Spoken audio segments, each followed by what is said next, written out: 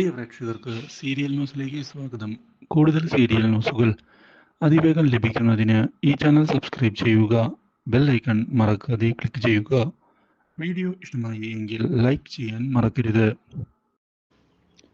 മാനസയുടെ ചതി പുറത്തായതിനെ തുടർന്ന് മാനസയെ ഒതുക്കണമെന്നുള്ള തീരുമാനത്തിൽ ഉറച്ചു നിൽക്കുകയാണ് ഇപ്പോൾ കൃഷ്. മാത്രവുമല്ല, കമ്പനിയെ ചതിച്ച മാനസ ഇനി വേണ്ട എന്നുള്ള തീരുമാനം എടുക്കുകയും ചെയ്യുന്നു. ഇത് കേട്ടതിനെ തുടർന്ന് മാനസ ആകെ പകച്ചു പോയിരിക്കുകയാണ്. എന്ത് ചെയ്യും?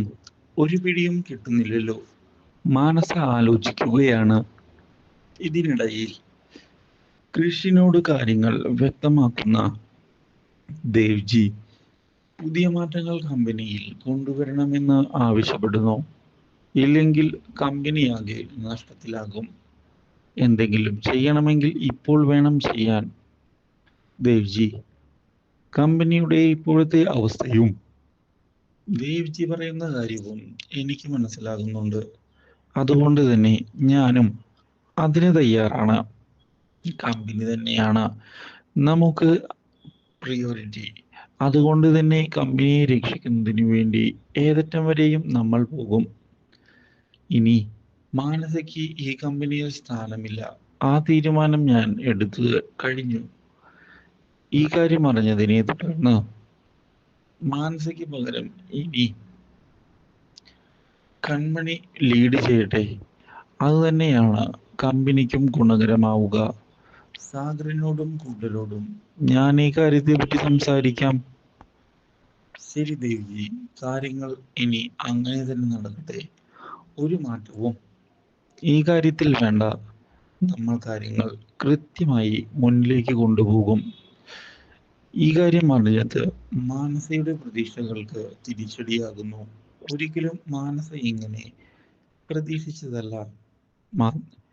ഇതേ തുടർന്നാണ് അവളെ കമ്പനിയിൽ നിന്ന് പുറത്താക്കുന്നത്. ഈ കാര്യം അറിയാൻ ഇടയാകുന്ന മാനസ ആന്റിയമ്മയെ ചെന്ന് കാണുകയാണ്. ആന്റിയമ്മ, എന്നെ സഹായിക്കണം. ഇല്ല, ഈ കാര്യത്തിൽ എനിക്കൊന്നും ചെയ്യാൻ സാധിക്കുമെന്ന് തോന്നുന്നില്ല.